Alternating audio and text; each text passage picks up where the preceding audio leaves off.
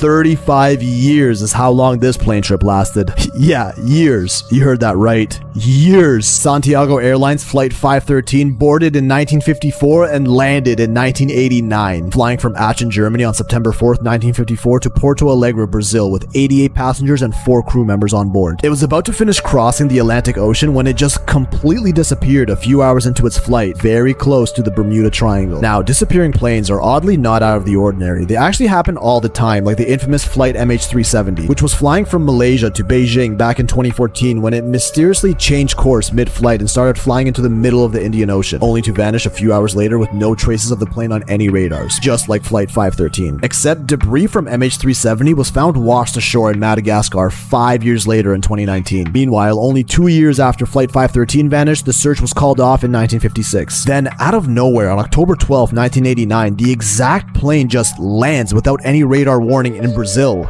35 years later. 35 years. How is that even possible? When it landed, the airport security team rushed the plane to investigate, and they could not believe what they found. 92 skeletons still seated on the plane with their seatbelts on, passengers, crew, captain, and all, with the pilot literally still clutching the controls in his hand. The other big question is here, how did this plane even land? Some theories claim this plane entered a wormhole over the Bermuda Triangle and traveled through time, while others that they were abducted by aliens or landed on some remote island and died of starvation. A lot of online sources say this is a hoax, but others claim the Brazilian government investigated and refused to disclose details to the public after they realized they had no valid explanations for it. But that's exactly what you would expect the government to do if something unexplainable ever happened with no plausible explanation. Deny it and paint the discovery a hoax. Especially in 1989, before the internet and online channels like this were widely used and the general public had no way of sharing information with each other. Which is why no photo or video proof has been released other than this tabloid newspaper article, with those same people stating that even a plane that old could have easily landed itself with autopilot. Santiago Airlines went out of business 2 years after this flight, so no executives were around 35 years later to confirm records either. Remember to never blindly accept what you hear as absolute fact, including what I'm saying right now, and to always question everything. This is likely an urban legend, but you can never know for sure. My video analytics show that only about 15% of people actually get to this point of the video, so let's make fun of all the angry comments below who didn't make it this far, knowing that both sides of your brain are working.